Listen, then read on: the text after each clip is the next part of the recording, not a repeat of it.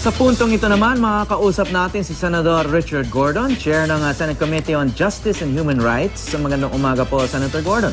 Good morning, Howie. Good morning, Cara. So, sir, ano pong masasabi niyo na nagbago bigla ng testimonya si Spo3 Arturo Lascanas taliwas sa nauna niyang sinumpaang salaysay sa pagdinig sa Senado? Bring it to court right away. Bring it to court, bring it to the Ombudsman, bring it to the Congress, because he said something under oath, and that is serious. When you go to court, when you go to the Senate, when you go take your oath, it's very sacred. You do not violate your oath on a whim or a caprice, even if you have pounds of conscience, especially if you claim you had your two brothers killed, no, or whoever it was killed, no? So, Senator, paniwalaan eh. Because ako, I'm a lawyer also. Kung i-cross ko rin yan, kung gusto ko sa kabilang side, sasabihin ko totoo. Sabi niya, kung ako nasa kabilang side, sasabihin ng kabilang side, hindi totoo yan. And we are, in the Senate, we're investigating. And we spent an awful lot of time investigating these cases. Hindi kami nagharap kay Lascanas. We didn't point the gun at his head. Ano dala dyan sila Senator de Lima. And he was asked direct questions. And in all the questions, he said, never. Yan ay media creation. Hindi siya kasama sa bombing. Sinabi niya na lahat doon eh. And now, all of a sudden, under very questionable circumstances, the timing sucks because una-una, there's a case against Senator de Lima. All of a sudden, he is brought to the Senate. Ginamit niya pa yung office na kuha. Kaya nagagalit si Senator Pimentel because yung press kuha ng office ng Senate is for senators to explain themselves. No? Right. Dito, ginamit ang press con room nila. So, parang may gumagamit, may nagpapalabas. Senator, clarify ko lang po, was it Senator de Lima who brought in Lascanas or the PNP? Yes. Wasn't it the PNP? Kasi di ba sabay-sabay silang humarap doon sa hearing, yung iba't ibang... Yes. Hindi ako tumawag doon. I just called everybody. Let me be very clear. When I took over, I even asked Senator de Lima to be part of the hearing. I didn't want her to be removed from the court because she was the one na masugid na siya ang naghahabol nung kanyang posisyon. In fact, let us set the record straight. Nung araw pa, si HR siya at nung Secretary of Justice, sinahabol niya na itong kasong ito. Tapos tumahimik after Matubato was taken in. She had Matubato for maybe a couple of years, and Matubato was never utilized in the state in the witness protection program. Then all of a sudden, nung nag-away na sila ni President Duterte, biglang, nung siya naging chairman ng Justice Committee, biglang lumabas si Matubato. That's fine with us. We listen to Matubato, pinakinggan namin, lahat ng mga testigo nila, tinawag namin, and then some. And then what happened? Ano lang nga nangyari? Tapos na. Sinabi niya na lahat ng araw na hindi. I can impugn this guy because hindi naman ako kalaban yan eh. Hindi ko naman kalaban si Senator de Lima. Hindi naman ako nakikialam sa politika ni President Duterte. I'm not PDP laban. I'm still bagong bayan. May sarili akong prinsipyo. You know that. Ba't naman ako magpapaliwanag? Bring it to court. Plug is a very competent group of lawyers. They can go bring it on the Ombudsman and then they can start proceedings. Pero ayaw nyo na pong pabuksan sa Senado ulit yung investigasyon? Hindi sa ayaw. I have so much work. You know that. Una, just to get a position to investigate. Ang hirap-hirap makakuha. Senator Lacson is investigating Tokang. I have my Government Corporations Committee. I am still investigating yung mga nawalang mga gamit doon sa Subic. I'm still trying to find out why certain laws have not been implemented like the tourism law. I still want to, gusto ko buksan yung mamasapan no eh. But even had a privileged speech on that. But to come in from a damaged witness who perjured himself is kind of asking for a stretch. If you really want justice, then present it to a proper court because you're not going to get justice from us. You're going to get a lot of investigation. You're going to get a lot of hearing and a lot of TV time. But are we going to be able to set justice? Are we going to be able to file any cases? I don't think so. Okay. So paano po natin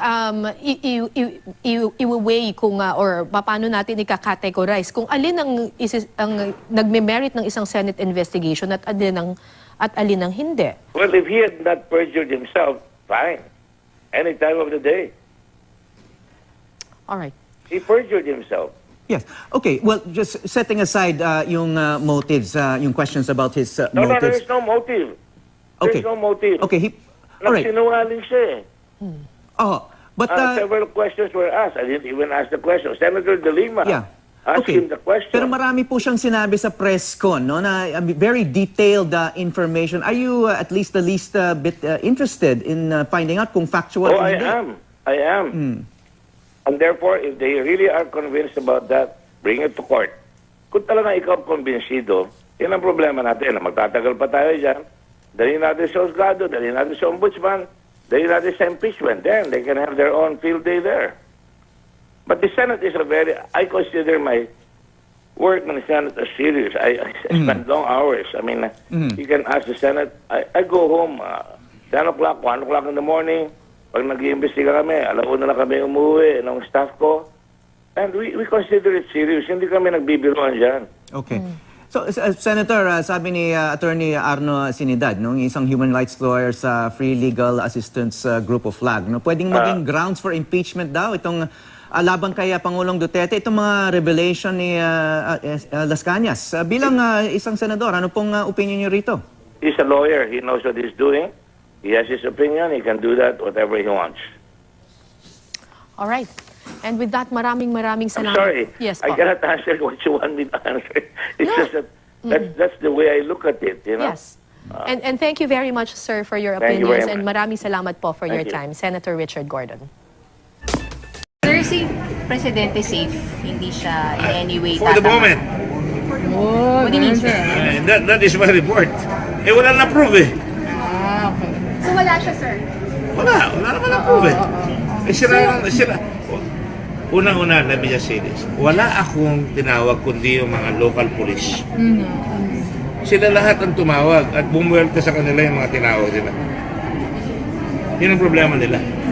Hindi naman dapat sila o kami. Ginagawa nila sila o kami. Pagkakamali, they're concluding before they cross-examine.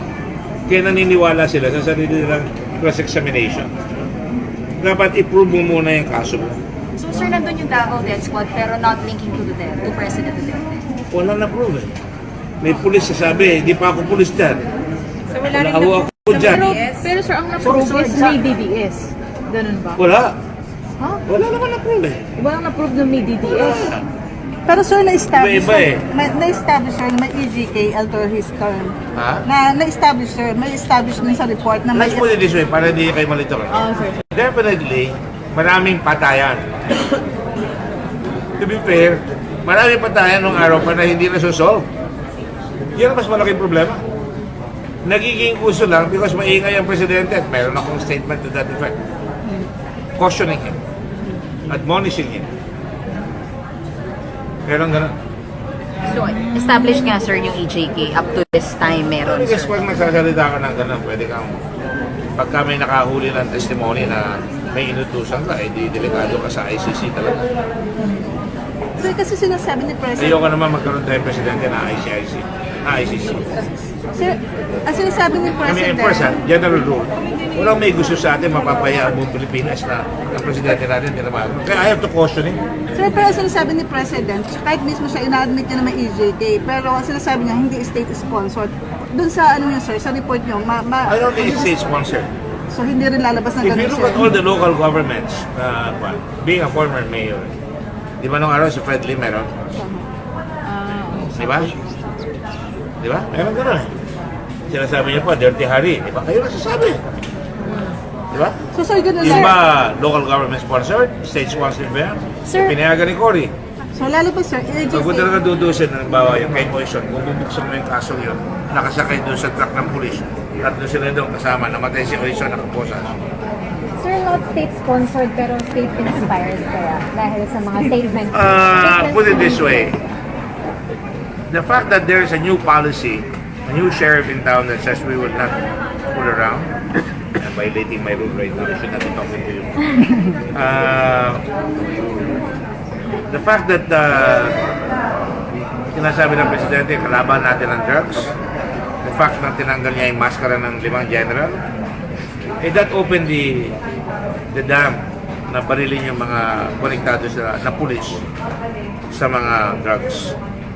naniniwala ako maraming pulis na involved yan. Pero is that state-sponsored?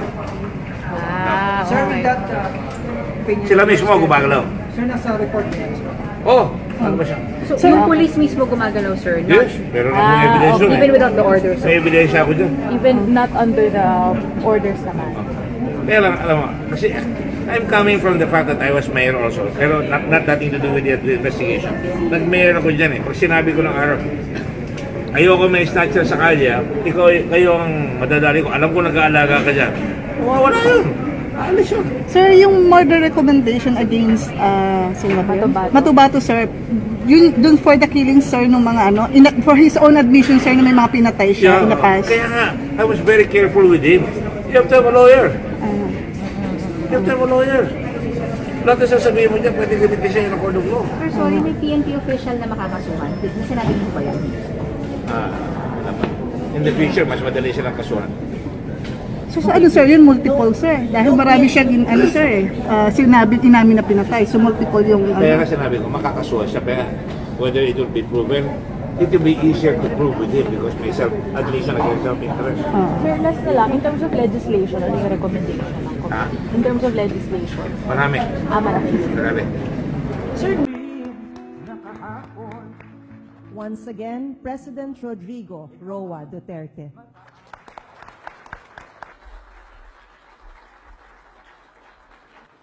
So, in spite of your busy schedule to be here, from here on,